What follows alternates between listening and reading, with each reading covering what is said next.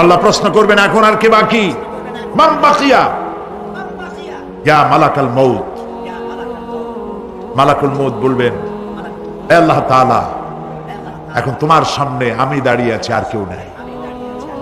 আল্লাহ পাক বলবেন, মুত ইয়া মালাকাল মউত। আল্লাহু আকবার। মুত ইয়া মালাকুল মউত, মরে যা, মরে যা। মালাকাল মউত মরে চলে। এরপরে আর কেউ নাই। আল্লাহ রাব্বুল আলামিন এই অবস্থায় কত বছর কত কাল চলে যাবে আল্লাহ পাক ভালো জানেন, কেউ নাই। আজকের রাজত্ব কার? আল্লাহ প্রশ্ন করবেন, আজকের রাজত্ব কার? আল্লাহ পাক আওয়াজ দিবেন, বলবেন, আজকের রাজত্ব কার? কোনো জবাব নাই, আকাশের নাই, জমিনের নাই, আকাশও তো নাই, কারো কোনো জবাব নাই। আল্লাহ পাক বলবেন, লিল্লাহি ওয়াহিদুল কাহ্হার। আজ একমাত্র রাজত্ব হচ্ছে পরাক্রমশালী আল্লাহ রাব্বুল আলামিনের। আল্লাহ পাক বলবেন, ইয়া দুনিয়া আইনা সুজারুকি। হে পৃথিবী, তোর গাছগুলা কই? ইয়া দুনিয়া আইনা জিবালুকি। হে পৃথিবী, তোর পাহাড়গুলো কই? আইনাল জব্বারিন। স্বৈরাচারেরা কোথায়? কারো কোনো জবাব হবে না। আল্লাহ পাক এরপরে আবার মানুষগুলিকে চিন্তা করবেন, সুবহানাল্লাহ। ওয়া ইযাল কুবুরু বু'সিরাত। যা কিছু মাটির মধ্যে লুকায়িত ছিল সবগুলি আল্লাহ পাক বের করে নিয়ে আসবেন। হাসরের ময়দান হবে, উপস্থিত হবে সমস্ত মানুষ। কেউ পলায় থাকতে পারবে না কোথাও। কুমিরে যারে খাইছে, বাঘে যারে খেয়েছে, আগুনে যারে পোড়াইছে, পানিতে যে পচে গেছে, পোকামাকড়ে যারে খেয়েছে, কোনো পথ নাই। সবাই আল্লাহর দরবারে উঠবে। পায়ে জুতা নাই, মাথায় কাপড় নাই, পরনে কোনো কাপড় চোপড় নাই, উলঙ্গ, উলাঙ্গিনী। উম্মুল মুমিনিন হযরতে আয়েশা সিদ্দিকা রাদিয়াল্লাহু তাআলা আনহা, নবী করিম সাল্লাল্লাহু আলাইহি ওয়াসাল্লামের জবান মোবারকে এটা শুনে কেঁদে ফেললেন। বললেন, ইয়া রাসূলুল্লাহ, আমারও কি সেই অবস্থা হবে?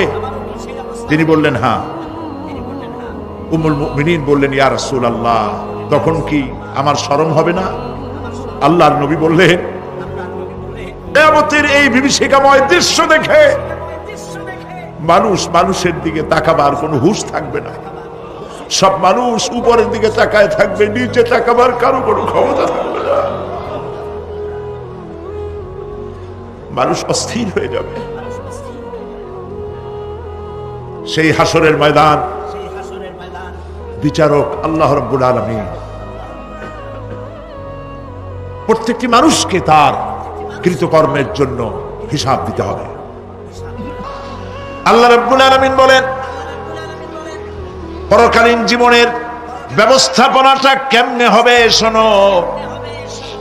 ইন্নাস সামআ ওয়াল বাসারা ওয়াল ফুআদা কুল্লু উলাইকা কানা আনহু মাসউলা। কিয়ামতের দিন প্রত্যেকটি মানুষকে তার শ্রবণ সম্পর্কে, তার দৃষ্টি সম্পর্কে, আর অন্তঃকরণের কল্পনা সম্পর্কে প্রত্যেকটি ব্যাপারে আল্লাহ পাক জিজ্ঞাসা করবেন। কান দিয়েছিলাম, কি শুনেছো? যা শুনছো তা আমল করেছো কিনা? আমার নিষেধ করা জিনিসগুলি শুনছো নাকি? কানের জবাব দিতে হবে। কান আল্লাহ পাক দিয়েছেন, সুবহানাল্লাহ। আল্লাহ পাক দিয়েছেন কান। এই কান দুটো যার নাই, কান আছে শুনতে পায় না, কত বড় কষ্টে আছে সে। মানুষের চিল্লায় কথা কয়, সে বুঝেই না। আছে না এমন? এই কানের সম্পর্কে প্রশ্ন করা হবে, শ্রবণ সম্পর্কে, দর্শন সম্পর্কে প্রশ্ন করা হবে। যা দেখতে নিষেধ করেছি সেগুলো দেখছো নাকি? এর শুকরিয়া আদায় করেছো নাকি? দুটি চোখ, এর শকর আদায় করা কি সম্ভব ভাই? আদায় করা সম্ভব? এই দুটি চোখ যদি না থাকতো আমার গর্ভধারিণী মাকে দেখতে পারতাম না। এই সুন্দর চোখ দুটি যদি আল্লাহ না দিতেন, আল্লাহর এই সুন্দর সৃষ্টি দেখা থেকে বঞ্চিত হয়ে যেতাম। আল্লাহকে বলি, মনিব, হে বিশাল আকাশের মালিক, তুমি দয়া করে না চাইতে আমাদের শরীরে যা দিছো নিয়ামত, মৃত্যুর আগে সিনায় নিও না। দুটি চোখের শকর আদায় করতে পারবো না। চোখের মধ্যে পানি আছে, কান্নার পানি না, সবসময় চোখে পানি আছে। চোখে আমরা পলক দেই না? কত কুদরত আল্লাহ পাকে। এই পৃথিবীতে দিনে রাতে অসংখ্য পলুয়েশন, রোগ জীবাণু সমানে উঠতেছে। এখন যদি মাইক্রোস্কোপ যন্ত্র এখানে থাকতো তাহলে দেখতেন এই পরিবেশটা কত দূষিত, কত পলিউশন, কত জাম। এগুলি নাকের মধ্যে দিয়ে পেটে যাচ্ছে, চোখের মধ্যে ঢুকতেছে। ক্রমাগত চোখের ভিতরে ধুলাবালি ঢুকবে, আর পরিষ্কারের কোনো ব্যবস্থা যদি না করা হয় চোখের দৃষ্টি নষ্ট হয়ে যেতে পারে। এই জন্য আল্লাহ রাব্বুল আলামিন চোখের ভিতরে মেডিসিন রূপী এক প্রকারের পানি রেখেছেন, আর অটোমেটিক চোখের পাতা ওঠানামা করে প্রতি মুহূর্তে চোখকে ক্লিন করে দিতেছে। এই চোখ সম্পর্কে আল্লাহ রাব্বুল আলামিন প্রশ্ন করবেন, অন্তঃকরণ সম্পর্কে প্রশ্ন করবেন। জবাব দেওয়া সেদিন বড়ই কঠিন হয়ে যাবে। এই জন্য আল্লাহ রাব্বুল আলামিন দুনিয়াবাসীকে সতর্ক করে দিচ্ছেন। তিনি আরো বলছেন, وَلَقَدْ خَلَقْنَا الْإِنسَانَ وَنَعْلَمُ مَا تُوَسْوِسُ بِهِ نَفْسُهُ وَنَحْنُ أَقْرَبُ إِلَيْهِ مِنْ حَبْلِ الْوَرِيدِ। মানুষ সৃষ্টি করেছি আমি, তার অন্তঃকরণে কি চিন্তা হয়, কি কল্পনা হয় তাও জানি আমি। আর আমি আমার বান্দার যেই সাহারাগের উপরে মাথাটা খাড়া, ট্রেনের ভিতরে বিজ্ঞানীরা খুঁজে পাচ্ছে আল্লাহ পাক মানুষের গলায় একটা টেপ রেকর্ডার লাগাই দিয়েছেন। সুবহানাল্লাহ বলেন। সেই টেপ রেকর্ড আমার এই যে বক্তৃতা ভিডিওতে ধারণ করা হচ্ছে, টেপে ধারণ করা হচ্ছে। এই বুদ্ধিগুলি কে দিছে? আরে ভাই কথা বলবেন তো আল্লাহর নাম জোরে না। এই বুদ্ধি কে দিয়েছে? যে আল্লাহ বুদ্ধি দিয়ে আপনার আমার কথা রেকর্ড করাইতে পারে সে আল্লাহ পাক আপনাদের আমার সাথে অদৃশ্য একটি টেপ রেকর্ড গলার মধ্যে ঝুলায় রাখছেন। এটা বিশ্বাস করবেন না? কিয়ামতের দিন এই রেকর্ড তার সামনে আল্লাহ পাক বলেন একটা কিতাব ওপেন করে দেব, তারপরে বলা হবে ইকরা কিতাবাকা কাফা বিনাফসিকাল ইয়াউমা আলাইকা হাসিবা। তাকে বলা হবে নিজের কর্মলিপি পড়ে দেখো, আজ তুমি নিজেই নিজের হিসাবের জন্য যথেষ্ট। পড়ো। কোথায় যাবা? জাহান্নামে যাবা না বেহেশতে যাবা? তুমি নিজেই তোমার হিসাব করার জন্য যথেষ্ট। সুবহানাল্লাহ। সেদিন কোনো সাহায্যকারী পাওয়া যাবে না, ওকালতি করার জন্য কাউকে পাওয়া যাবে না। বিশ্বাস করুন, বিশ্বাস করুন, কোন পীর সাহেব, কোন খাজা বাবা কিয়ামতের দিন আপনার আমার উপকারে আসবে না, আসবে না, আসবে না। আমল ভালো হবে আল্লাহ ক্ষমা করবেন, আমল ভালো নাই পীর সাহেবরা কিছু করতে পারবেন না। কেউ কেউ মনে করেন পীর সাহেব আমার সুপারিশ করবেন, কিয়ামতের দিন আপনারাই দেখবেন ওনাদের সুপারিশ কে করে। কিয়ামতের দিন আল্লাহ পাক আরো পরিষ্কার করে বলছেন, লান তানফাকুম আরহামুকুম ওয়ালা আওলাদুকুম ইয়াউমাল কিয়ামাহ। কিয়ামতের দিন সন্তান সন্ততি আর সম্পদ কোনো কাজে লাগবে না, এগুলি কোনো উপকার হবে না মানুষের জন্য। আর সেখানে উৎকোচেরও কোনো কারবার চলবে না। এই পৃথিবীতে উৎকোচ দিয়ে অনেক কাম করা যায়, কিন্তু কিয়ামতে চলবে না। اليوم لا ينفع مال ولا بنون সুবহানাল্লাহ সুবহানাল্লাহ যেখানে কিয়ামতের দিন ধন সন্তান সন্ততি কোনো কাজে লাগবে না।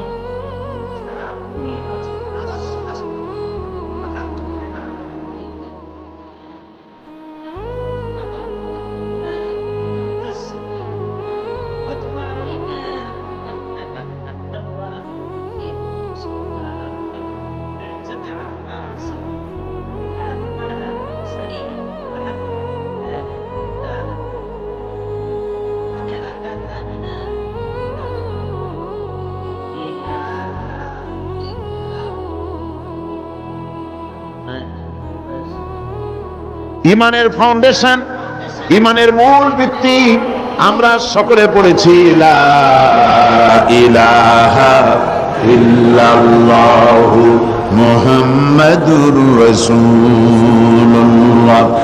এই হলো আমাদের ইমানের ভিত্তি, কালেমা। এই কালেমা আমরাও পড়ি এবং ইমান এনেছি। এই কালেমা যখন মুসা আলাইহিস সালাম পড়েছেন, লা ইলাহা ইল্লাল্লাহ, এই কালেমা যখন তিনি উচ্চারণ করেছেন, ফেরাউনের রাজতক্ত আস্ত ছিল? কথা বুঝতে পারছেন? এই কালেমার ধাক্কায় ফেরাউনের রাজতক্ত কি আস্ত ছিল? চুরমার হয়ে গেছে, দরিয়ার নীলে ডুবে মরতে হয়েছে। এই কালেমা যখন উচ্চারণ করেছেন হযরত ইব্রাহিম আলাইহিস সালাম, নমরুদের তত্ত্বটাও শেষ হয়ে গিয়েছে। এই কালেমা যখন উচ্চারণ করেছেন মুহাম্মদুর রাসূলুল্লাহ সাল্লাল্লাহু আলাইহি ওয়াসাল্লাম, তখন আবু জাহল, আবু লাহাব, উতবা, শাইবা, মুগীরা বংশশুদ্ধ, এদের সমস্ত রাজ ব্যবস্থা, সমস্ত সবকিছু ছিন্ন ভিন্ন হয়ে গিয়েছে। এই কালেমা আমরা উচ্চারণ করি, আমরাও পড়ি, কিন্তু ওই আসর হয় না যে আসর হতো আম্বিয়া আলাইহিমুস সালাম কালেমার দাওয়াত দিলে, সাহাবায়ে কেরাম দাওয়াত দিলে যে আসর হতো, সেই আসর আমাদের দাওয়াতে হয় না। কথা ঠিক কিনা? বিষয়টা দেখুন, ওনারা দাওয়াত দিয়েছেন মুসা আলাইহিস সালামকে, ফেরাউনের মোকাবেলা করতে হয়েছে কালেমার দাওয়াত দিয়ে। ইব্রাহিম আলাইহিস সালাম কালেমার দাওয়াত দিয়ে নমরুদের মোকাবেলা করতে হয়েছে। সমস্ত নবীদেরকে মোকাবেলা করতে হয়েছে, রাসূল করিম সাল্লাল্লাহু আলাইহি ওয়াসাল্লামকে মোকাবেলা করতে হয়েছে। আর এই কালেমার দাওয়াত বর্তমান বিশ্বে দেওয়া হচ্ছে।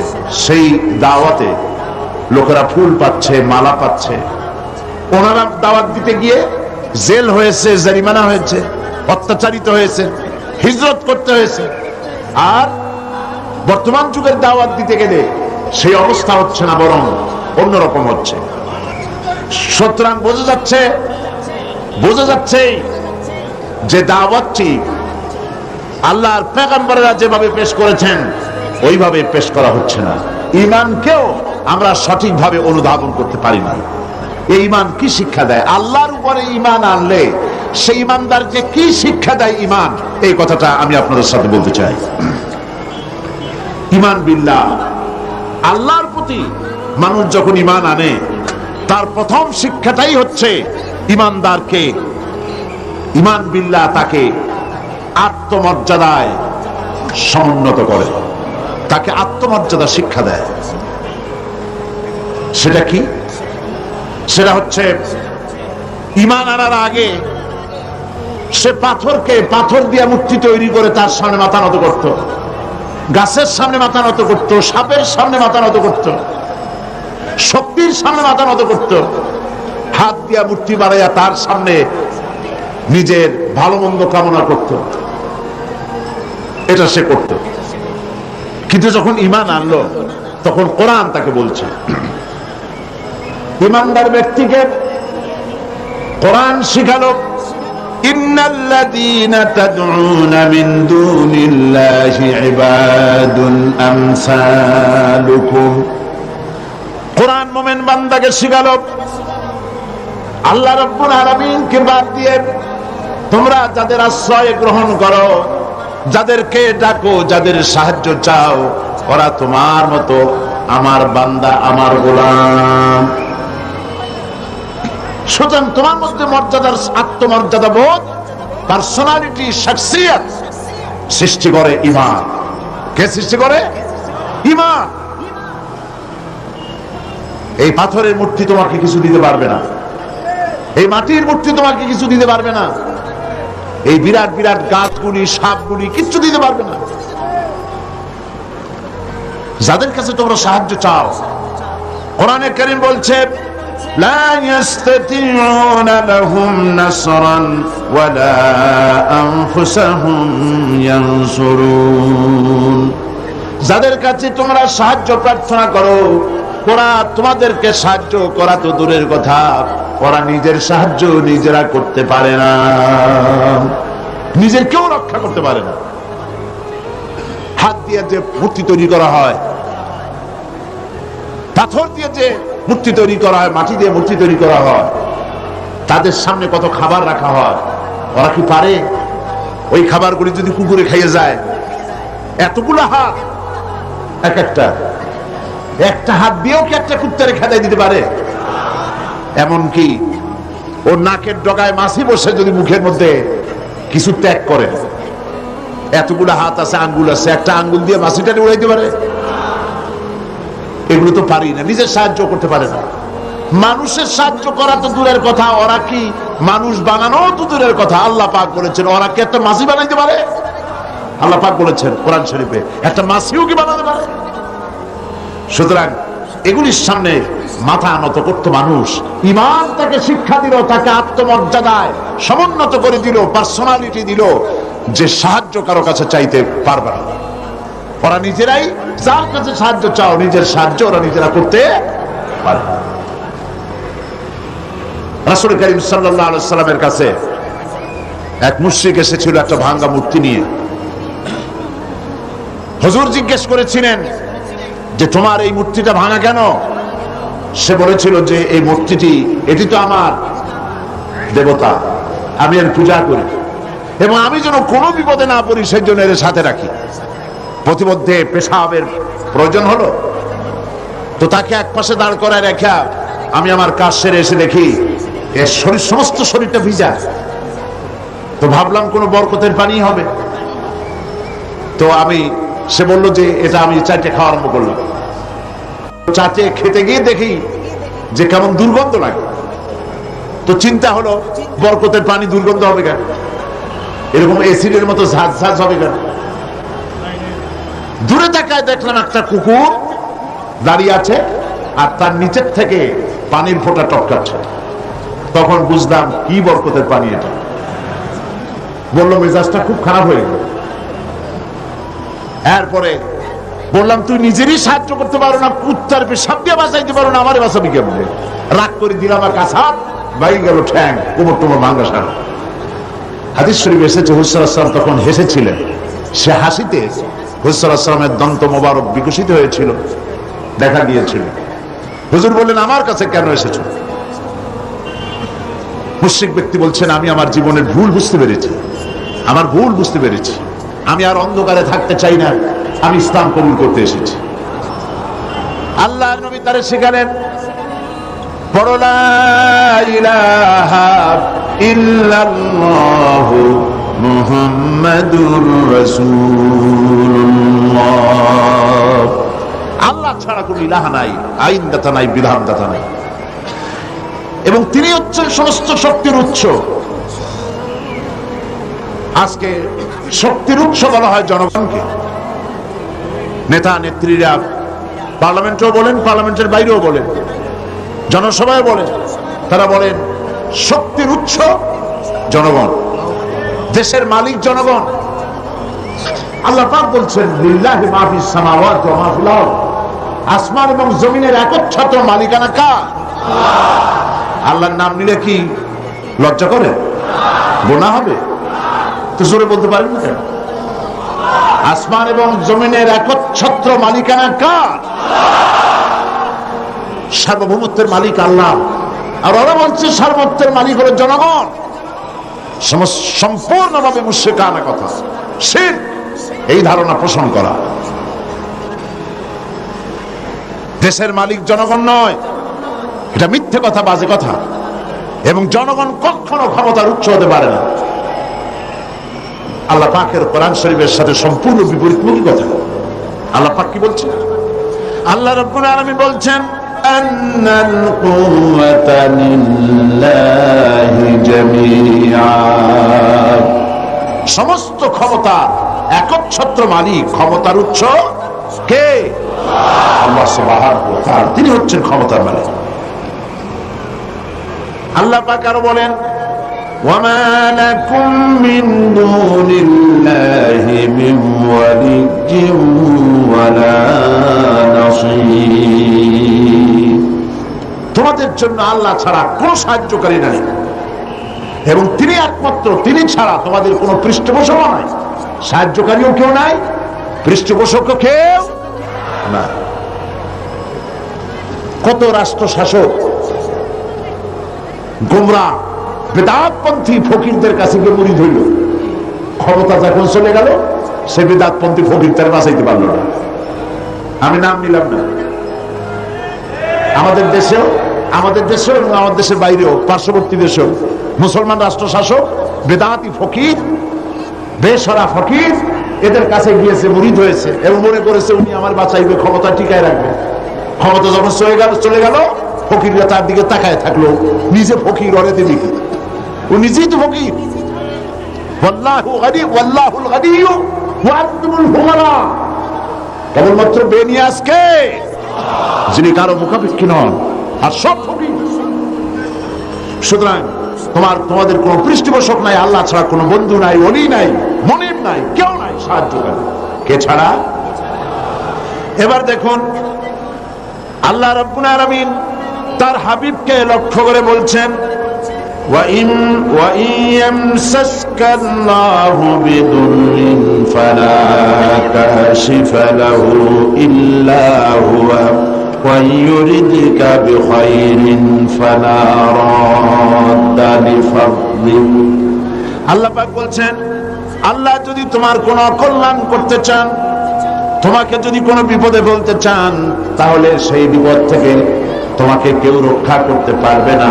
আর আল্লাহ যদি তোমাকে কোনো ফজল করম করতে চান, অনুগ্রহ করতে চান, সে অনুগ্রহ প্রত্যাহার করারও ক্ষমতা কারো নাই। সুবহানাল্লাহ। এ কথা কাকে বলা হচ্ছে?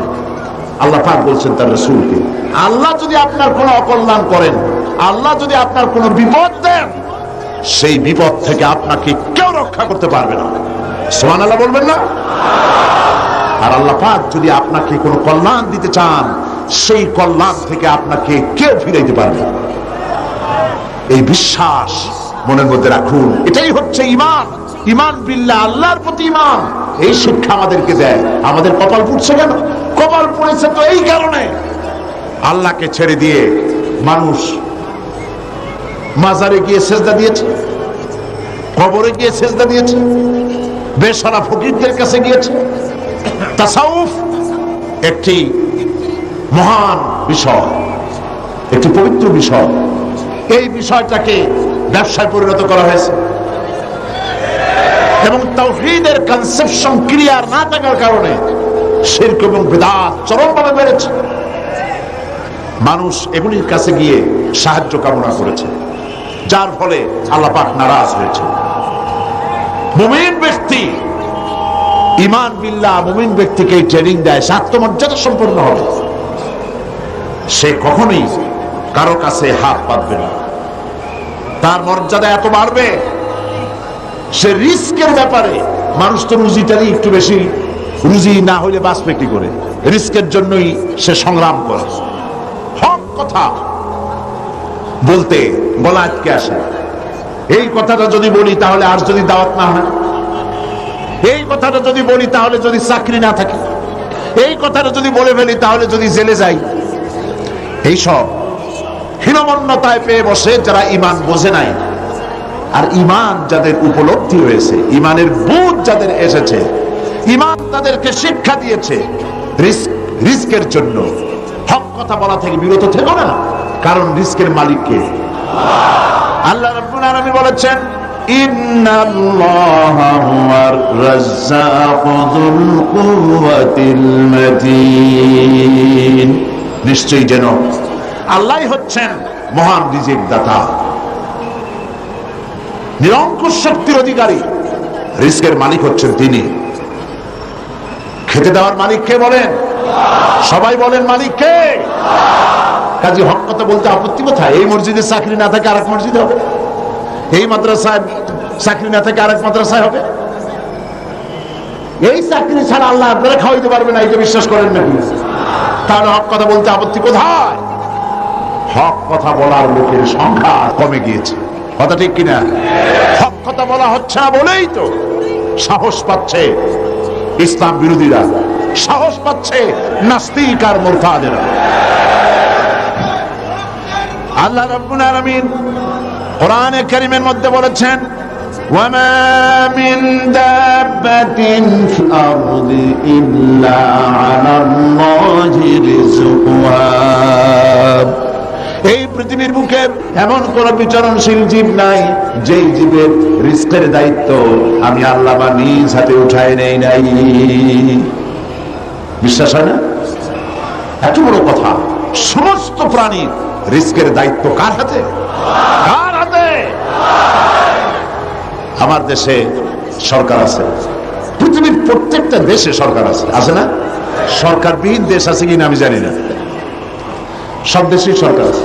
আর প্রত্যেকটা সরকারের ফরেন মিনিস্টার আছে, হোম মিনিস্টার আছে, তারপরে ফুড মিনিস্টার আছে, এগ্রিকালচার মিনিস্টার আছে, আছে না? মন্ত্রণালয় আছে না? এর মধ্যে একটা মন্ত্রণালয় হলো খাদ্য মন্ত্রণালয়, ঠিক কিনা? এই খাদ্য মন্ত্রণালয় একজন মন্ত্রীও আছে, আছে না? খাদ্য মন্ত্রণালয়ের একজন মন্ত্রী আছে, একটা সরকার আছে। তারপরেও মানুষ না খাইয়ে মরে, মরে কিনা? না খাইয়ে মরে কিনা? গতকাল আলোচনায় বলেছি, এই পৃথিবীর অন্তত অর্ধেক মানুষ অনাহারে অর্ধাহারে কাটা। তাহলে গভর্নমেন্ট আছে, খাদ্যমন্ত্রীও আছে, কিন্তু মানুষ না খেয়ে মরছে। অবশ্য খাদ্যমন্ত্রীরা কোনোদিন না খেয়ে মরছে বলে শোনা যায় না। তাহলে দেখুন, এরকম একটি গভর্নমেন্ট আল্লাহরও আছে। আল্লাহর একটা গভর্নমেন্ট আছে না? সেই আল্লাহর যে গভর্নমেন্ট, সেই সরকার, আল্লাহর যে সরকার, সেই সরকারের এরকম কোন মন্ত্রণালয়, কোন বিভাগকে ভাগ করে আলাদা আলাদা মন্ত্রণালয় তৈরি করা হয় নাই। সবটার মালিক কে? এখন আপনারা একটা কথার জবাব দেন, এই পৃথিবীতে মানুষ বেশি না ছাগল, গরু, পাখি, পোকা, মাকড়, স্থল প্রাণী, জলচর প্রাণী, স্থলচর প্রাণী, উভচর প্রাণী, এই প্রাণীগুলি বেশি না মানুষ বেশি? কারা বেশি? কারা বেশি? প্রাণী জগৎ বেশি।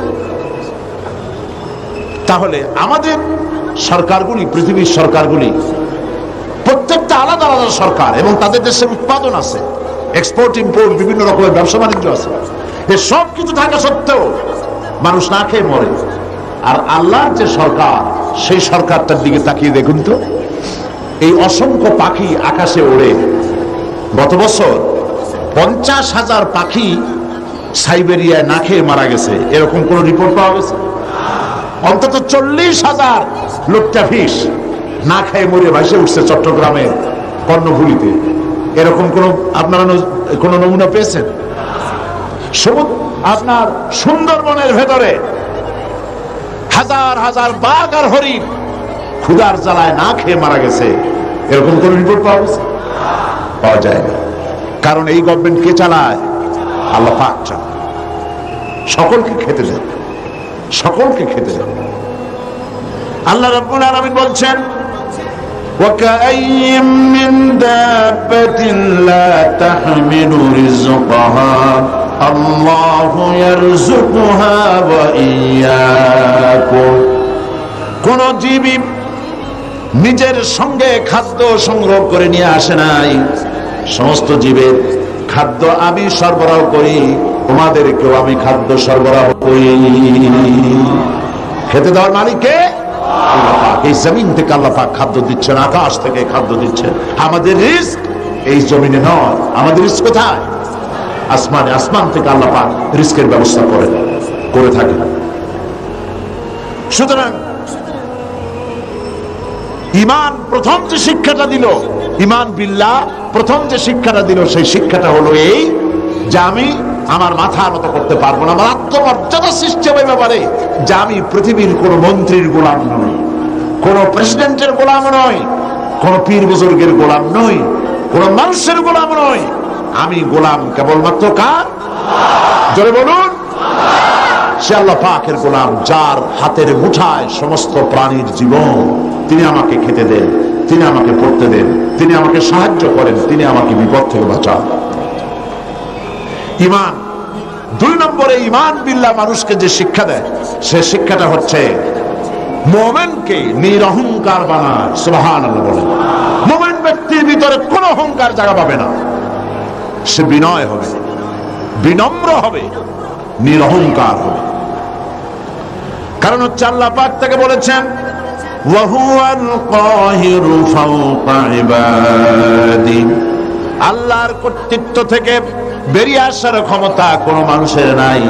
আল্লাহ পাক বলেছেন ইয়া মা'শারাল জিন্নি ওয়াল ইনস, হে পৃথিবীর মানুষেরা আর জিনেরা, ইন ইসতাতা'তুম আন তানফুযু মিন আকতারিস সামাওয়াতি ওয়াল আরদ, যদি সম্ভব করতে পারো আমার আকাশের নিচের থেকে, আমার জমিনের উপর থেকে বেরিয়ে যাও। আল্লাহ পাক বলেন ফানফুযু লা তানফুযুনা ইল্লা বিসুলতান, কখনোই সম্ভব হবে না আমার আকাশের নিচ থেকে, আমার জমিনের থেকে বেরিয়ে যাওয়া। সুতরাং আমার কর্তৃত্ব থেকে বেরিয়ে যাওয়ার কোনো উপায় নাই, আমার কর্তৃত্বের মধ্যেই থাকতে হবে। সেই জন্য কোন অহংকার মুমিন বান্দার মধ্যে হতে পারে না। কিসের অহংকার করবেন? স্বাস্থ্যের অহংকার করবেন। কতটা স্বাস্থ্যের মালিক হয়েছেন, আল্লাহ পাক যদি ইচ্ছে করেন তাহলে ডায়রিয়া দিয়ে দিন, এমন ডায়রিয়া হবে। ডায়রিয়া কি খুব শক্ত না খুব পাতলা? ডায়রিয়া পাতলা, যত বেশি পাতলা হয় স্ট্রং ডায়রিয়া। এই পাতলা জিনিস কেমনে স্ট্রং হয় আল্লাহ জানেন। এমন স্ট্রং ডায়রিয়া হলো সলিমুদ্দি কোথায় খুঁজেও পাওয়া যায় না, স্বাস্থ্যের মালিক।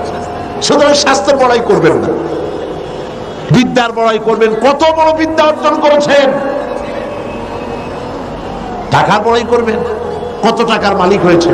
আল্লাহ পাক যদি ব্রেনের মধ্যে টিউমার দিয়ে দেন, ব্লাডের মধ্যে ক্যান্সার দিয়ে দেন, আল্লাহ পাক যদি হার্টের মধ্যে মারাত্মক কোন রোগ দিয়ে দেন, সারা পৃথিবী বিক্রি করবেন, ঔষধের পয়সা হবে না। আপনি তো জানেন না কত বড় নিয়ামত ভোগ করছেন। প্রতি মুহূর্তে শ্বাস ফেলছেন, শ্বাস গ্রহণ করছেন, নিঃশ্বাস ফেলছেন, শ্বাস গ্রহণ করছেন। এটা কি নিয়ামত নয়? বলেন, এটা কি নিয়ামত নয়? এই নিয়ামতটা আপনি বুঝেন না। এই নিয়ামতটা বোঝার জন্য যার শ্বাসকষ্ট আছে, শ্বাসকষ্টের রোগী আছে না, বুঝেন তো? শ্বাসকষ্টের রোগীর কাছে গিয়ে জিজ্ঞেস করেন, সে বলতে পারবে একটা শ্বাসের দাম কত। সুবহানাল্লাহ বলবেন না? সুতরাং আল্লাহ পাকের এই নিয়ামত, অর্থের নিয়ামত দিয়েছেন আল্লাহ পাক। অর্থের বড়াই করো না, স্বাস্থ্যের বড়াই করো না, বিদ্যার বড়াই করো না, ক্ষমতার বড়াই করো না। এই ক্ষমতা দেওয়ার মালিক আল্লাহ, আর ছিনায় নেওয়ার মালিকও আল্লাহ পাক। মানুষ বোঝে না, মানুষ বোঝে না, ক্ষমতায় পাগল হয়ে বসে এবং সিংহাসনের চতুর্দিকে স্ক্রু নাট দিয়ে টাইট দিতে থাকে। যাতে কখনো এই চেয়ার ছাড়া না লাগে। চেয়ারের হাতল দুই হাত দিয়া ধরিয়া দুই পাও দিয়া পায়ের সাথে ব্যাট দিয়ে পেঁচাইয়া মজবুত হয়ে বসে থাকি, নড়বই না। কিন্তু থাকতে তো পারবে না। কি বলেন? পণ্ডিত জওয়াহরলাল নেহেরু পাগলা গারদ দেখতে গিয়েছিলেন। পাগলেরা দেখা জামা কাপড় কেতাদুরস্ত সুপুরুষ, তাকে দেখে জিজ্ঞেস করছেন, তুমি কে? তিনি বললেন, আমি ভারতের প্রধানমন্ত্রী, আমার নাম পণ্ডিত জওয়াহরলাল নেহেরু। পাগলেরা বলছে, আমরাও যখন এখানে আসছিলাম এই তোমার মতো এরকমের লম্বা লম্বা কথা আমরা বলতাম, থাকো কিছুদিন আমাদের সাথে, তোমার গরম মাথাও ঠান্ডা হয়ে যাবে। কাজী ক্ষমতায় যারা থাকে, ক্ষমতায় গিয়ে আল্লাহর ক্ষমতাকে ভুলে যায়, জনগণকে ধোঁকা দেয়। কিন্তু সময় যখন হয়, আল্লাহ যখন সিনায় নেন ক্ষমতা, তখন রক্ষা করতে কেউ। এই জন্য মোমেন ব্যক্তির দ্বিতীয় নম্বরের শিক্ষা হচ্ছে মোমেনকে ঈমান বিল্লাহ, তাকে বিনয় এবং বিনম্র হওয়ার শিক্ষা প্রদান করে। ঈমান তাকে শিখায় ওয়ামা বিকুম বিনিমাতিন ফামিনাল্লাহ। আল্লাহ পাক বলেন, যে নিয়ামতই তোমরা লাভ করেছো আল্লাহ পাকের পক্ষ থেকে, আল্লাহর নিকট থেকেই তা এসেছে। সুতরাং অহংকার করো না। আল্লাহ পাক নিষেধ করেছেন। কোরআনে কারীম বলছে, ওয়ালা তামশি ফিল আরদি মারহান ইন্নাকা লান তাখরিকাল আরদা ওয়া লান তাবলুগাল জিবালা তুলা। আল্লাহ পাক বলেন, অহংকার করে আমার জমিন উপরে হেঁটো না। অহংকার করে পদাঘাত করে আমার জমিনটাকে বিদীর্ণ করে দিতে পারবে না। আর অহংকার করে লাভ দিয়া আমার পাহাড়ের উচ্চতাও ছাড়াই যেতে পারবে না। পারবে?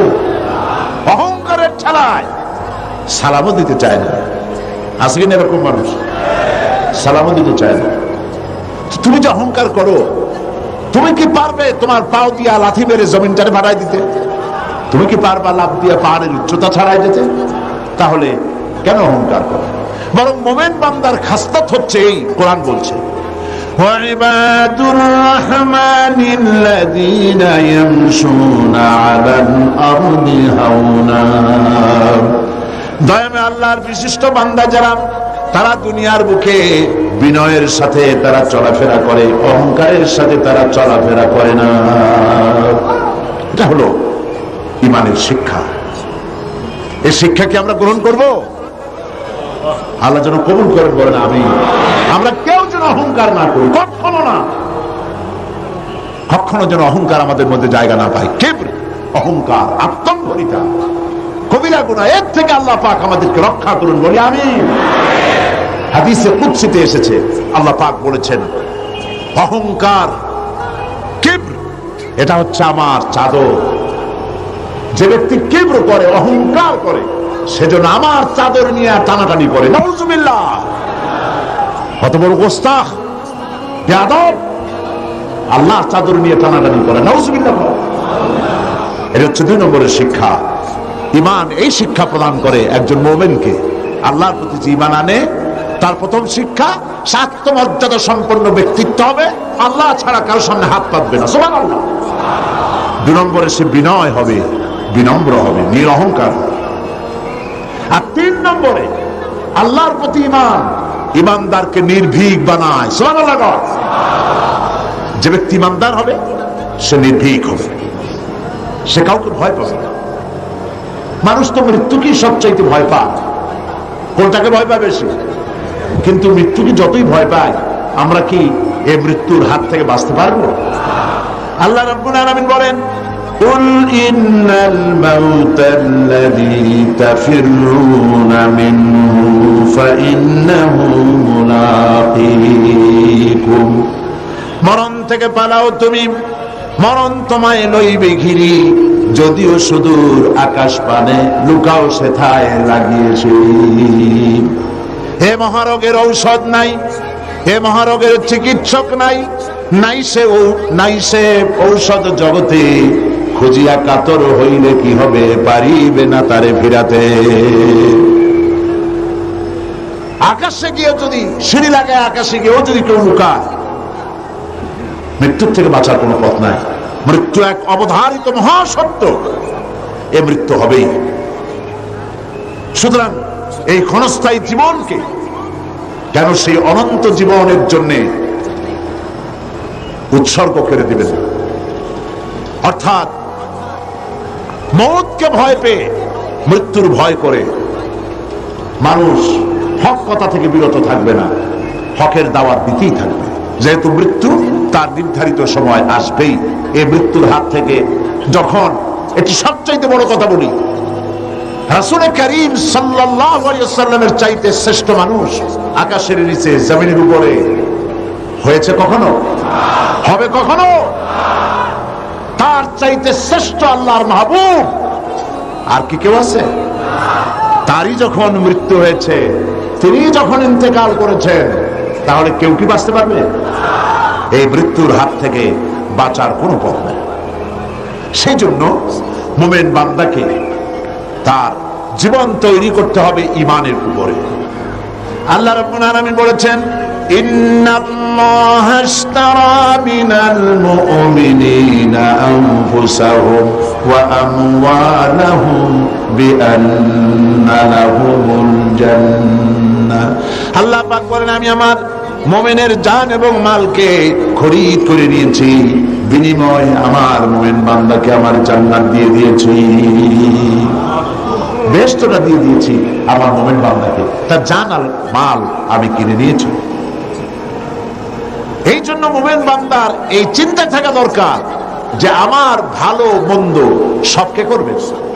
বলেন তো সবাই, খাইরিহি ওয়া শাররিহি মিনাল্লাহি তাআলা। ভালো আর মন্দ কে কার তরফ থেকে আসে? আল্লাহর পক্ষ থেকে আসে। আপনারা বিশ্বাস করুন, কোন ব্যক্তি ফু দিয়ে আপনার জীবনকে, আপনাকে সৌভাগ্যবান বানায় দেবে, অথবা কেউ ফু দিয়ে আপনার জীবনকে হতভাগ্য বানায় দেবে, এই বিশ্বাস কখনো করবেন না।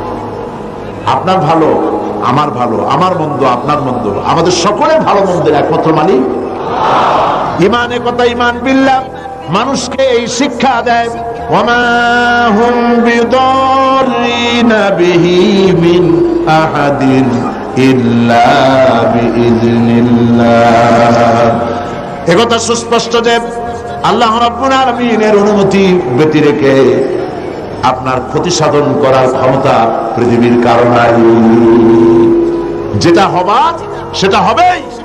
আল্লাহ আপনার জন্য যেটা নির্ধারণ করে রেখেছেন এটা হবেই। আল্লাহ নির্ধারিত কোন জিনিস থেকে বাঁচবার কোন উপায় মানুষের নাই। আর যখন মউত আসবে, وما كان لنفس أن تموت إلا بإذن الله كتابا مؤجلا। কোন প্রাণী আল্লাহর অনুমতি ছাড়া মরতে পারবে না, যেহেতু তার সুস্পষ্ট কিতাবের মধ্যে লেখা রয়েছে নির্ধারিত সময় ছাড়া কোন জায়গায়, কোন মাঠে, কোন জায়গায় মানুষের মৃত্যু হবে কেউ জানে না, নির্ধারিত কিতাবের মধ্যে তা লিপিবদ্ধ রয়েছে। সুতরাং ঈমান মানুষকে এই শিক্ষা প্রদান করে, আল্লাহর প্রতি ঈমান, যে মৃত্যুর ভয় করে হক থেকে ফিরে থাকতে পারবেন না। ঈমান বিল্লাহ মানুষের মধ্যে আশার সৃষ্টি করে, ভরসার সৃষ্টি করে, সে কখনো হতাশ হয় না।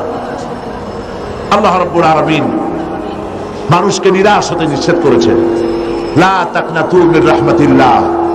হতাশা এক ধরনের কুফরি, নিরাশ হওয়া কুফরি।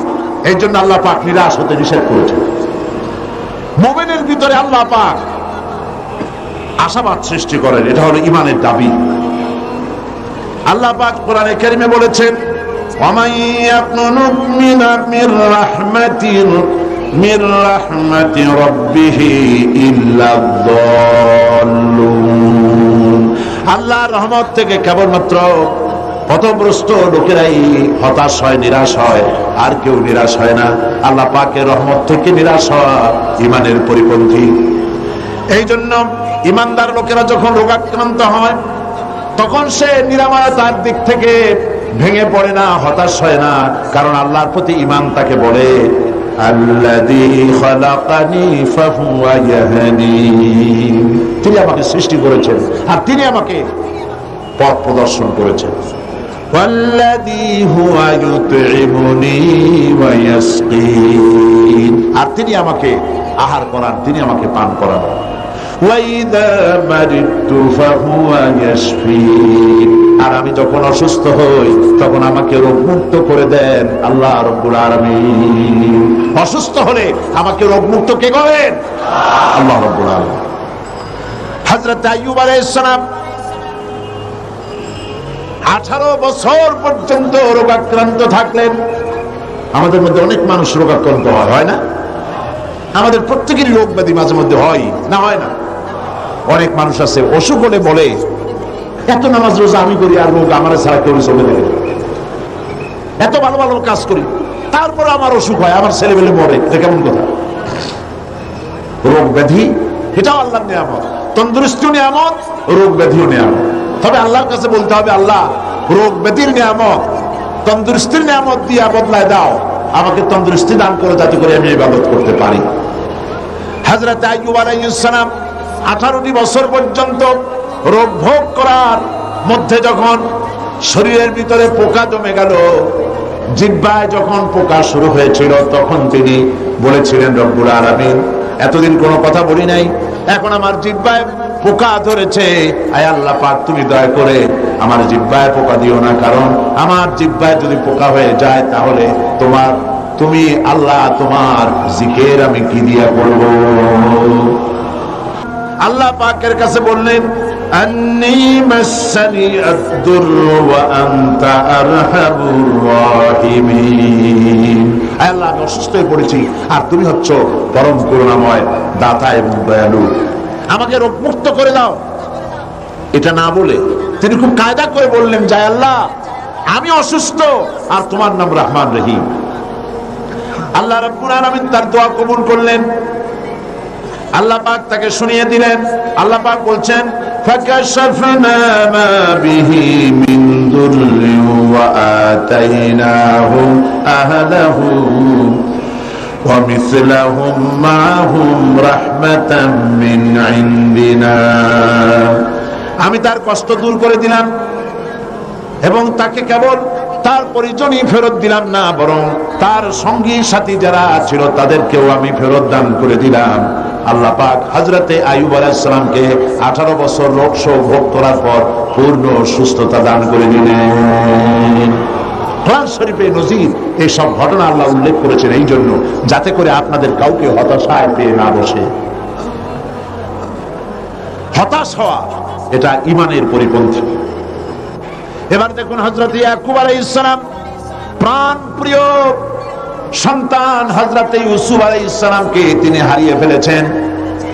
হযরত ইউসুফকে হারায়া হযরত ইয়াকুব কিন্তু হতাশ হয়ে যান নাই, বরং তিনি বলেছেন, আল্লাহ হযরত ইয়াকুব আলাইহিস সালামের কথাকে কোরআন শরীফে কোট করে দিলেন, ফাসাবরুন জামিলুন আসাল্লাহু আইয়াতিয়ানি বিহিম জামিআ ইন্নাহু হুয়াল আলিমুল হাকীম। ধৈর্য ধারণ করাই উত্তম। ফাসাবরুন জামিল, উত্তম ধৈর্য ধারণ করলাম, এটাই উত্তম। হয়তো শীঘ্রই আল্লাহ পাক আমাকে আমার সন্তানকে আমার নিকট ফিরিয়ে দিবেন, এই কথা তিনি হতাশ হন নাই, বরং আল্লাহর প্রতি তিনি আশাবাদ ব্যক্ত করেছেন। আর আল্লাহ পাক তার এই দোয়া কবুল করেছেন।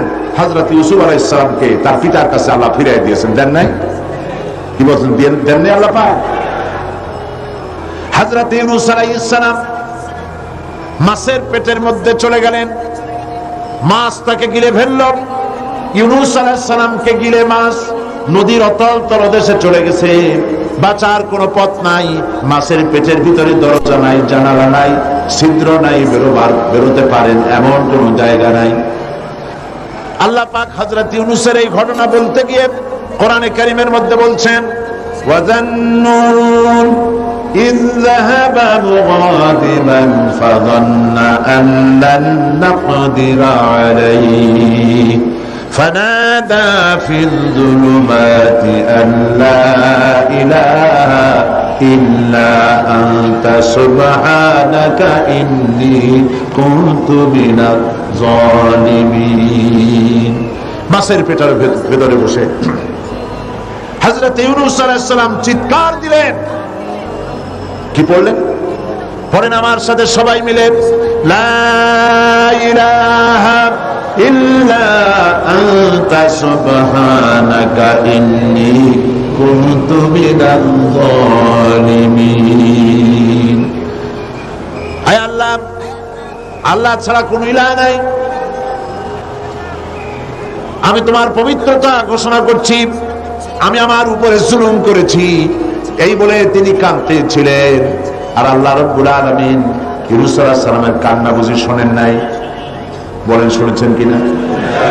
ইউনূস আলাইহিস সালামের কান্না তিনি শুনলেন আর তিনি জবাব দিলেন। আল্লাহ পাক জবাব দিয়ে দিলেন, ফাস্তাজাবনা লাহু ওয়া নাজ্জাইনাহু মিনাল গাম্মি ওয়া কাযালিকা নুনজিল মুমিনিন। আল্লাহ পাক বলেন, আমি ইউনূসের ডাক শুনলাম, ডাকের জবাব দিয়ে দিলাম, মাছের পেটের ভিতরে যন্ত্রণা দিয়ে দিলাম, মাছ ভেসে উঠলো আর দরিয়ার কিনারে গিয়া ইউনূস আলাইহিস সালামকে বমি করে দিল। আল্লাহ পাক বলেন, ওয়া কাযালিকা নুনজিল মুমিনিন। শুধু ইউনূসকে নয়, এইভাবে করে আমার কোন মুমিন বান্দারা যদি বিপদে পড়ে যায়, তাহলে তারা যদি আমার কাছে কান্দে, আমি রব্বুল আলামিন এই ধরনের বড় বড় বিপদ হোক আর ছোট বিপদ হোক, সব বিপদ থেকে আমি আল্লাহ পাক বাঁচাইয়া দেব। বিপদগ্রস্ত মুসলমান, আমরা সব বিপদে আছি না? আজকে দোয়া করবো আমরা একটু পরেই আল্লাহর কাছে কাঁদবো যেন আমাদেরকে বিপদ থেকে আল্লাহ বাঁচান, গোটা দুনিয়ার মুসলমানদেরকে আল্লাহ যেন বিপদ থেকে বাঁচান। কত রকমের রোগ শোক, কত কষ্ট মানুষের। ঈমান মানুষকে এই ট্রেনিং দেয়, ঈমান মানুষকে শিক্ষা দেয়, আল্লাহর প্রতি ঈমানের শিক্ষা দেয়, হতাশ হবা না, সব সময় আল্লাহর কাছে বিনীতভাবে চাইতে থাকো, তিনি তোমার আশা পূরণ করবেন। আল্লাহ পাক আরো বলেছেন, قل يا عبادي الذين اسرفوا على أنفسهم لا تقنطوا من رحمة الله। আল্লাহ পাক বলেন, নবী আপনি বলে দেন, হে আমার ওই সব বান্দা যারা নিজেদের উপরে বাড়াবাড়ি করেছো, অর্থাৎ গুনাহ করেছো। আজকের মাহফিলে যত লোক এসেছেন, এর মধ্যে যারা জিনাকার, যারা মদখোর, যারা জুয়ারি, যারা ঘুষখোর, যারা সুদখোর, যারা নামাজ ছেড়েছে, আল্লাহ রাব্বুল আলামিনের সঙ্গে মারাত্মক মারাত্মক গুনাহ যারা করেছে, এভাবে পৃথিবীতে যারা করেছে, আল্লাহ বলেন, নবী আপনি ডেকে বলে নিরাশ হয়ে যেও না, আল্লাহর রহমত থেকে নিরাশ হয়ে যেও না। সুবহানাল্লাহ। তুমি কত গুনাহ করেছো, তোমার গুনাহ যদি পাহাড় সমান হয় আমার আল্লাহর রহমত তাহলে আকাশ সমান, আর তোমার গুনাহ যদি আকাশ সমান হয়ে যায়, আল্লাহর রহমত তো আল্লাহর আরশ ছাড়াইয়া গেছে। এই পৃথিবীতে যার কাছে যত চাইবেন সে তত অসন্তুষ্ট হবে, বাপ হোক, মা হোক, স্ত্রী হোক, যত বেশি চাইবে তত সে বেশি বিরক্ত হবে। আর আল্লাহ হচ্ছেন এমন, যার কাছে না চাইলে তিনি বিরক্ত হয়ে যান। শায়ের বলছেন, हर हमेशा देने को तैयार है, हर हमेशा देने को वो तैयार है, जो न मांगे उससे वो बेजार है। সব সময় দিতে প্রস্তুত আমার আল্লাহ, যে চায় না আল্লাহ তার উপরে নারাজ হয়ে যান। পৃথিবীতে কেউ ডেকে বলে না আয় তোরে মাফ করে দিই, কে বলে? কেউ বলে। কিন্তু আল্লাহ রাব্বুল আলামিন হচ্ছেন এমন, তিনি ডাকেন আর বলেন, চুরি করেছিস ফিরে আয়, ডাকাতি করেছিস ফিরে আয়, জিনা করেছিস ফিরে আয়, গুনাহ করেছিস ফিরে আয়, কুফরি করেছিস ফিরে আয়, বান্দারে সেজদা দে, চোখের পানি ফেলে দে, মাফ চা, মাফ করে দেব। সুবহানাল্লাহ। আল্লাহ পাক বলেন, ইন্নাল্লাহা ইয়াগফিরুয যুনুবা জামিআ ইন্নাহু হুয়াল গফুরুর রহিম। আল্লাহর রহমত থেকে নিরাশ হয়েও না, তিনি সমস্ত গুনাহ মাফ করে দিবেন, তিনি গফুরুর রহিম। গুনাহ থেকে ফেরো আর তওবা করো, আল্লাহ মাফ করে দিবেন। সুবহানাল্লাহ বলেন। আল্লাহ পাক আরো বলেন, ওয়াইদা সালাকা ইবাদি আন্নী ফাইন্নী কারীব। বান্দা যখন আমারে ডাকে, আল্লাহরে ডাকার জন্য মাইক লাগবে না, টেলিফোন লাগবে না, মোবাইল লাগবে না, চিৎকার করা লাগবে না। আল্লাহ পাক বলেন, আমারে যখন বান্দা ডাকে, আমি বান্দার খুবই নিকটে। জোরে বলেন সুবহানাল্লাহ। আমি খুব নিকটে। কতদূর নিকটে? وَنَحْنُ أَقْرَبُ إِلَيْهِ مِنْ حَبْلِ الْوَرِيدِ। তোমার যে রগের, যেই রগের উপরে তোমার মাথাটা খাড়া আছে, এই রগের চাইতেও আমি আল্লাহ তোমার বেশি নিকটে। বান্দা যখন একবার অন্তরের অন্তঃস্থল থেকে, মনের গহীন কন্দর থেকে একবার যখন ডাক দেয় আল্লাহ, সবাই বলেন মহব্বতের সাথে আল্লাহ, আবার বলেন আল্লাহ, আবার বলেন আল্লাহ। বান্দা যখন অন্তরের অন্তঃস্থল থেকে, হৃদয়ের গভীর কন্দর থেকে এই চিন্তা করে যে কেউ নাই, আকাশেও কেউ নাই, জমিনেও কেউ নাই, আমার মালিক নাই, খালেক নাই, রাজ্জাক নাই, আইনদাতা নাই, বিধানদাতা নাই, কেউ নাই, শুধু আছেন আমার আল্লাহ। মনের গভীর কন্দর থেকে বান্দা যখন একবার ডাক দেয় আল্লাহ, আল্লাহ রাব্বুল আলামিন 70 বার সাড়া দিয়ে বলেন, বান্দা কি চাও, আমি রাজি। আমার ভাইরা, মানুষ যখন গুনাহ করে, আল্লাহ পাক গুনাহগারদের জন্য বলেছেন, ওয়াবাইয়ামাল সুআন আও ইয়াযলিম নাফসাহু সুম্মা ইস্তাগফিরিল্লাহ ইয়াজিদিল্লাহ গফুরার রহিমা। কেউ যদি কোনো অন্যায় কাজ করে, পাপ কাজ করে, কিংবা নিজের উপরে জুলম করে বসে, আর এরপরে সেই লোক যদি আল্লাহর কাছে তওবা করে, গুনাহ থেকে মাপ চায়, আল্লাহ পাক বলেন সে আল্লাহকে গফুরুর রহিম হিসাবে পেয়ে যাবে। গুনাহ করেছো, মাপ চাও, ক্ষমা চাও, আল্লাহ আর গুনাহ করবো না, মাফ করে দাও। আল্লাহ বলেন মাফ করে দিব। সুবহানাল্লাহ। আল্লাহর কারবারটাই ভিন্ন রকম। কিরকম? আপনি দেশে লক্ষ্য করবেন, যদি কেউ চুরি করে, ডাকাতি করে, ডাকাতি করে, অন্যায় করে ধরা পড়ল, 6 মাসের জেল হয়ে গেল, জেলের থেকে বেঁচে গেল, জেল থেকে মুক্তি পেল, কিন্তু থানায় অপরাধীদের খাতায় নামটা লেখা থেকে গেল। আবার অপরাধ করলো, আবার জেলে গেল, আবার মুক্তি হলো। জেলে যতবার যাবে ততবার মুক্তি হবে, কিন্তু থানায় যে ব্ল্যাক লিস্ট আছে তার থেকে নামটা বাদ যাবে না, ঠিক কিনা? থানায় অপরাধীর খাতায় বারবার তার নাম উঠতে থাকবে। কিন্তু আল্লাহ রাব্বুল আলামিনের কারবার ভিন্ন। মানুষ গুনাহ করলো, আল্লাহর ফেরেশতার ওই কালো খাতায় ব্ল্যাক লিস্টে লোকটার নাম লেখা হয়ে গেল। যখন সে তওবা করলো, আল্লাহ রাব্বুল আলামিন তওবা যদি কবুল করেন, তাহলে আল্লাহ পাক বলেন, তওবা শুধু কবুল করলাম না, গুনাহ মাফ করে দিলাম, আর গুনার খাতা থেকে নামটাও মুছে ফেলে দিলাম। সুবহানাল্লাহ, সুবহানাল্লাহ। আমার বন্ধুগণ, এই জন্যে ঈমান বিল্লাহ, আল্লাহর প্রতি ঈমান মানুষকে হতাশা থেকে বাঁচায়। মানুষ হতাশ হয় না, হতাশ হওয়ার কোনো কারণ নাই। হতাশ হবেন না, বরং আল্লাহর রহমতের উপরে ভরসা করবেন। আজকে সমস্ত গুনাহগার বান্দা বান্দিরা আল্লাহর কাছে কেঁদে কেঁদে আল্লাহর কাছে আমাদের গুনাহ মাফ চাইব। আর আল্লাহ পাক বলেছেন, উদউনি আস্তাজিব লাকুম, আমারে ডাকো, আমি ডাকের সাড়া দেব। সুবহানাল্লাহ। এটা আল্লাহ পাকের ওয়াদা। এটা কার ওয়াদা?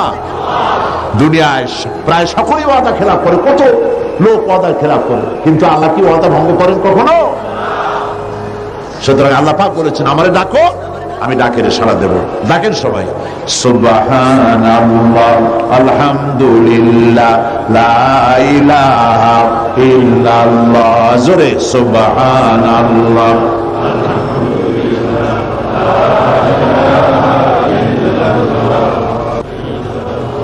সুবহানাল্লাহ, আলহামদুলিল্লাহ, লা ইলাহা, সুবহানাল্লাহ, আলহামদুলিল্লাহ, লা ইলাহা, লা ইলাহা ইল্লাল্লাহু মুহাম্মাদুর রাসূলুল্লাহ। ঈমান বিল্লাহ মানুষকে এতগুলি শিক্ষা দেয়। 5 নম্বরে 4টি শিক্ষা বলেছি, মোট 6টি শিক্ষা বলবো ইনশাআল্লাহ। বলি ইনশাআল্লাহ। 5ম নম্বরে ঈমান বিল্লাহ মানুষকে যে শিক্ষাটা দেয় সেটা হলো কঠোর কঠিন বিপদে অবিচল থাকতে সাহায্য করে। সুবহানাল্লাহ। বিপদে সে ঘাবড়ে যায় না। আল্লাহর উপরে মানুষের ঈমান বিপদে ধৈর্য ধরার মতো শক্তি দান করে। যেহেতু শত্রুতা, বিপদ আপদ, ক্ষয় ক্ষতি ইত্যাদি আসবে, আর যারা দ্বীনের কাজ করে, আল্লাহর দ্বীনের দায়ী যারা, তাদের বিপদটাও বেশি যারা দ্বীনের কাজ করে।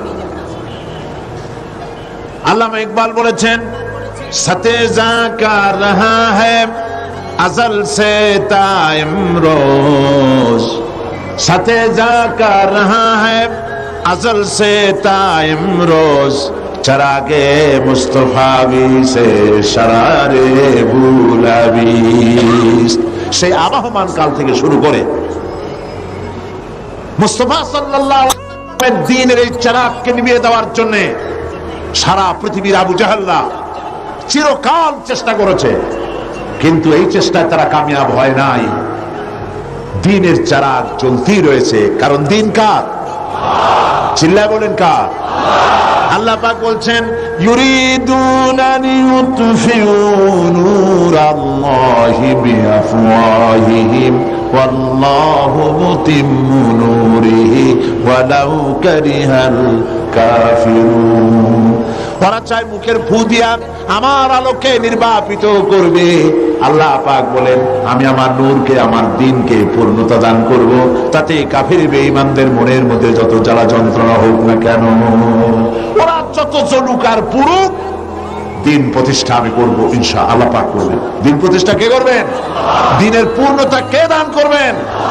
আল্লাহ পাক করবেন। আর এরা বিরোধিতা করতে থাকবে। বিরোধিতা করে কারা? আল্লাহ পাক বলছেন, ওয়াকাযালিকা জাআলনা লিকুল্লি নাবিয়্যিন আদুওয়াম মিনাল মুজরিমিন। আর এমনি করে আমি সকল নবীর শত্রু বানিয়েছি, সব পাপিষ্ঠ অপরাধ প্রমাণ লোকদেরকে। নবীর সাথে বিরোধিতা করলো কারা? পাপিষ্ঠরা। জোরে বলেন কারা? চিল্লায় বলেন না কারা? আল্লাহ পাক কোরআন শরীফ বলেছেন যে নবীদের বিরোধিতা করেছে সব পাপীরা, অপরাধ প্রবণতায় লিপ্ত এই পাপিষ্ঠরাই নবীদের বিরোধিতা করেছে। আর আজকে ইসলামী আন্দোলনের বিরোধিতা করে নেককার লোকেরা, নাকি? কারা? যারাই বিরোধিতা করে সব পাপিষ্ঠ। ইসলামী আন্দোলনের বিরোধিতা যারা করে তারা কি? চিল্লায় কও, তারা কি? আপনারা লক্ষ্য করে দেখেন,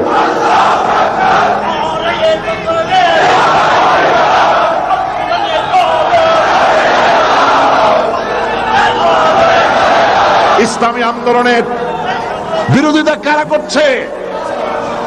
ইসলামকে মৌলবাদ বলে কারা গালি দিচ্ছে? ইসলামকে রক কাটা গলা কাটা বলে কারা গালাগালি করছে?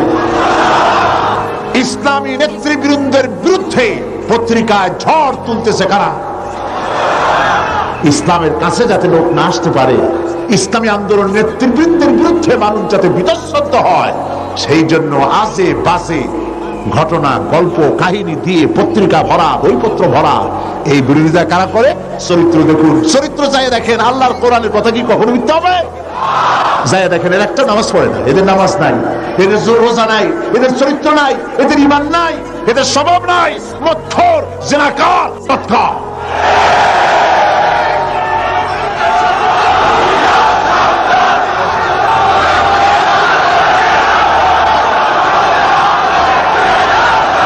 কঠিন বিপদে, কঠিন বিপদে আর কঠিন মুসিবতে ধৈর্য ধারণ করা দৃষ্টান্ত নবীগণ আমাদেরকে দেখায় গেছেন।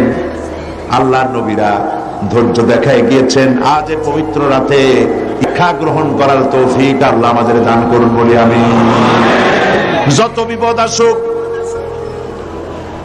আল্লাহ রাব্বুল আলামিন হযরত মূসা আলাইহিস সালামের ঘটনা তুলেছেন।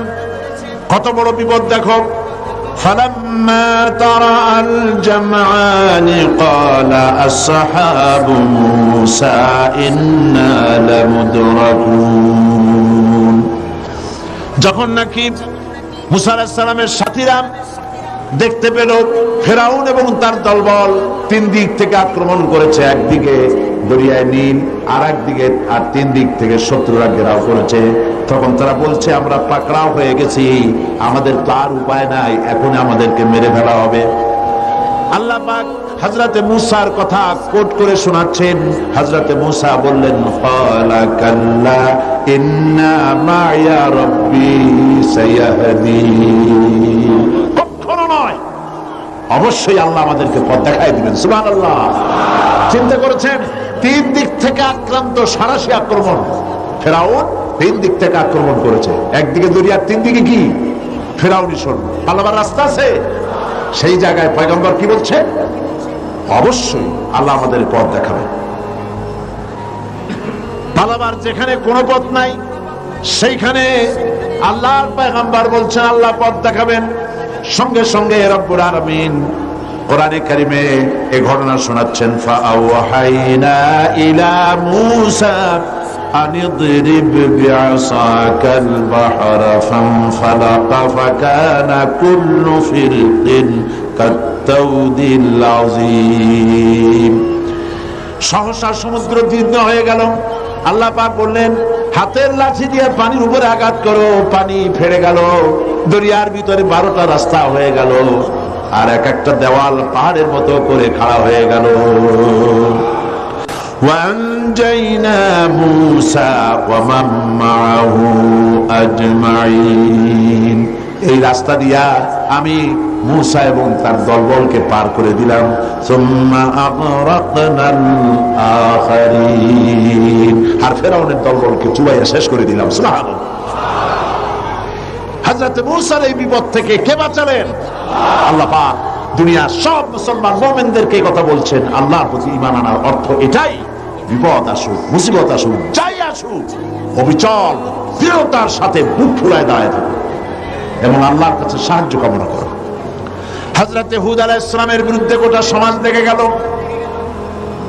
হযরতে হুদ গোটা রাষ্ট্রকে বললেন ফাকিদুনি জামিআ সুম্মা লা তুনজিরুন। তোমরা সকল রকমের চক্রান্ত করো, আমার বিরুদ্ধে ষড়যন্ত্র করো, আর আমাকে এতটুকু অবকাশ দিও না। ইন্নী তাওয়াক্কালতু আলাল্লাহি রাব্বি ওয়া রাব্বিকুম। আমি ভরসা করেছি সেই আল্লাহর উপরে যিনি তোমাদের রব আর আমারও রব। অতএব তোমরা যত পারো আমার বিরুদ্ধে ষড়যন্ত্র চালাও। এই সাহসিকতা দেখিয়েছিলেন হযরত হুদ আলাইহিস সালাম। মুমিন বান্দাদেরকে এই সাহস থাকা দরকার। সমস্ত রকমের বাতিল, জাহিলি, তাগুতি, সমস্ত শক্তির অন্যায়ের বিরুদ্ধে দাঁড়াতে হবে। আর ঝড়ের মতো, টর্নেডোর মতো যত বিপদ আসুক, ইন্না কাইদাশ শাইতানি কানা দাঈফা। শয়তানের চক্রান্ত আসলে দুর্বল। শয়তানের চক্রান্ত আসলে কি? দুর্বল। কে বলতেছেন? আল্লাহ বলতেছেন দুর্বল। আপনি সবল মনে করবেন কেন? আপনারা কি সবল মনে করেন? সুতরাং আল্লাহ পাককে সবচাইতে শক্তিশালী মনে করতে হবে। এবার রাসূল করিম সাল্লাল্লাহু আলাইহি ওয়াসাল্লাম এর অবস্থা দেখুন। এর শিক্ষা এটা, ভয় পেও না। সমস্ত বিপদের মোকাবেলা করতে হবে সাহসিকতার সাথে।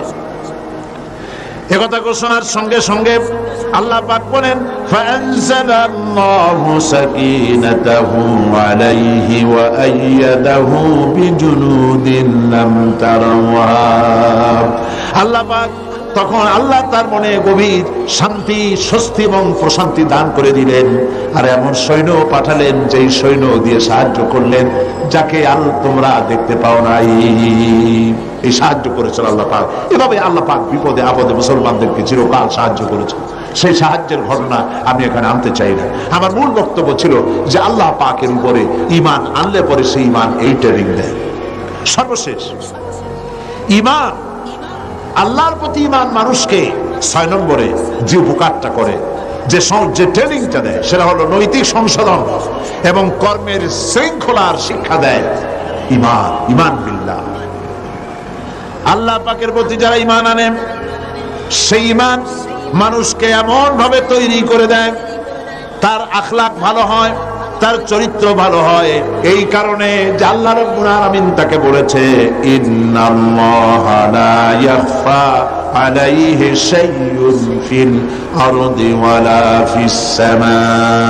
আল্লাহ পাক বলেন, নিঃসন্দেহে আসমান এবং জমিনের ভিতরে কোন জিনিস আল্লাহর কাছে গোপনীয় নাই। এই কথা কি আমরা বিশ্বাস করি? না, করি না। বিশ্বাস করলে কি এই দুরবস্থা হয়? আল্লাহ রাব্বুল আলামিনের কাছে কোন জিনিস গোপন নাই, এইটা বিশ্বাস করলে আমরা কোন গুনাহের কাজে যাইতে পারতাম আমরা? গুনাহের কাজ মানুষ করতে পারতো না, ভয় পাইতো আল্লাহ পাকের। আল্লাহ পাক সবকিছু দেখতে পান, শুনতে পান। আল্লাহ পাক বলছেন, মানুষের নৈতিক মান সৃষ্টি করার জন্য কোরআনে কারীমের মধ্যে আল্লাহ বলে রেখেছেন, মা ইয়ালফিযু মিন কাওলিন ইল্লা লাদাইহি রাকীবুন আতীদ। মানুষ এমন কোনো কথা বলে না যে কথাকে ফেরেশতারা রেকর্ড করে না রাখে, সব কথা রেকর্ড হয়ে যায়। আল্লাহ পাক বলছেন, মা ইয়াকুনু মিন নাজওয়া সালাসাতিন ইল্লা হুয়া রাবিউহুম। এমন 3 জন নাই যেখানে তোমরা পরামর্শ করো, ওইখানে চতুর্থ সত্তা রয়েছে যার নাম হচ্ছে আল্লাহ। যেখানে তোমরা 3 জন, সেখানে চতুর্থ কে? ওয়ালা খামসাতিন ইল্লা হুয়া সাদিসুহুম। যেখানে তোমরা 5 জন, সেখানে আল্লাহ হচ্ছেন ষষ্ঠ। ওয়ালা আদনা মিন যালিকা ওয়ালা আকসারা ইল্লা হুয়া মাহুম আইনামা কানু। এর থেকে সংখ্যায় যদি কম হও, এর থেকে সংখ্যায় যদি বেশি হও, বান্দারে তুমি আছো যেখানে, আল্লাহ রাব্বুল আলামিন আছেন সেখানে। এই বিশ্বাস যদি ভিতরে থাকে, মানুষের নৈতিকতার মান বেড়ে যায়, চরিত্র ভালো হয়। ঘুষ খাইতে পারে না। ঘুষ খাইতে পারে? ঘুষ খাওয়ার সময় মনে হবে আল্লাহ আমারে দেখতেছে। ঘুষের টাকা যখন নিবে, তখন তার মনের মধ্যে কি জায়গা দেবে? মনের মধ্যে কি উঠবে? আল্লাহ দেখতেছেন। কে দেখছেন?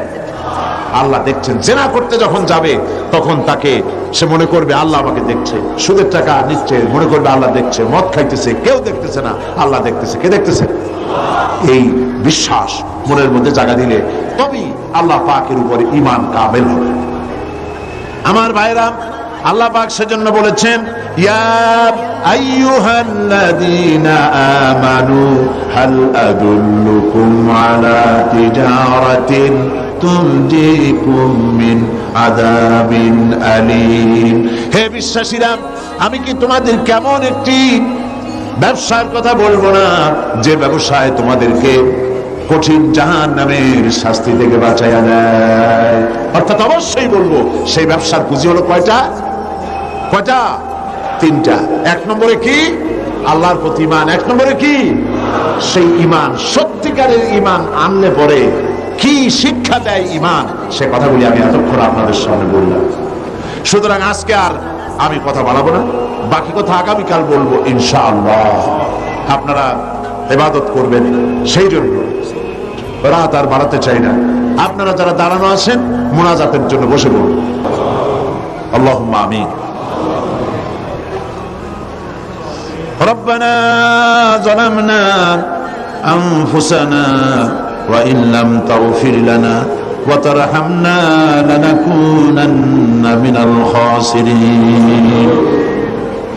রব্বানা যালামনা আনফুসানা ওয়া ইন লাম তাগফির লানা ওয়া তারহামনা লানাকুনান্না মিনাল খাসিরিন। রব্বুল আলামিন, আজ এই পবিত্র রজনীতে লক্ষ লক্ষ জনতা তোমার দরবারে ভিক্ষুকের মতো হাত উঁচু করেছে।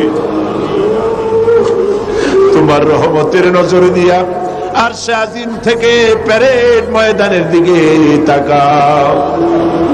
আয় আল্লাহ পাক, দুনিয়ায় এমন কোন গুনাহ নাই যা কম বেশি আমরা করি নাই। আল্লাহ তুমি দয়া করে মেহেরবানি করে আমাদের জিন্দেগীর সকল গুনাহ মাফ করে দাও রব্বুল আলামিন।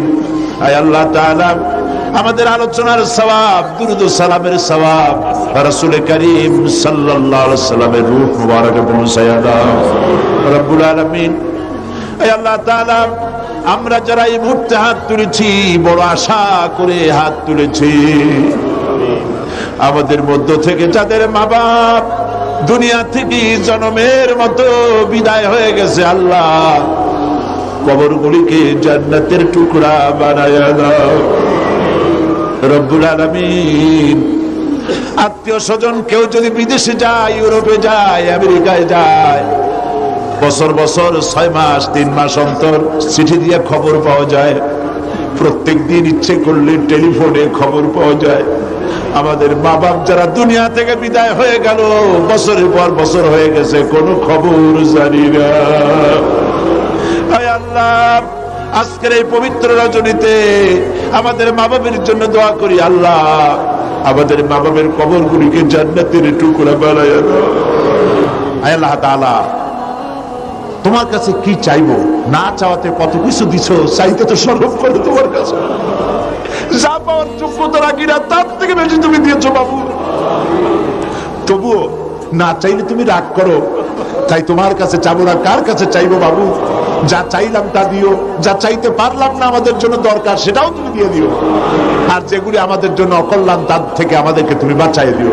আল্লাহ কোরআন শরীফ আমাদের সকলকে বোঝার তৌফিক দিও, সহি করে তেলাওয়াতের তৌফিক দিও। আল্লাহ তাআলা বিগত 21টি বছর তুমি তোমার এই ছোট্ট গোলামকে দিয়ে কোরআনের কথা তুমি তোমার বান্দাদেরকে শুনিয়েছ, এমনটি যেন না হয় যা আমি বললাম আর কিয়ামতে এই দুনিয়া আমল না করে তোমার কাছে আসামি হলাম, এমনটি যেন না হয়। যা তুমি বলার তৌফিক দিলে তার সব আমাকে আমল করার তৌফিক দিও বাবু। সমস্ত আলেমদেরকে আল্লাহ ঐক্যবদ্ধ হওয়ার তৌফিক দিও, সমস্ত ওলামাদেরকে স্বাস্থ্য ভালো করে দিও, পীর বুজুর্গদেরকে আল্লাহ, পীর বুজুর্গ আলেম ওলামা ইসলামী চিন্তাবিদ আল্লাহ সকলকে তুমি এক বানায় বাংলাদেশ ইসলামের রাষ্ট্র কায়েমের পথকে সুযোগ করে দিও।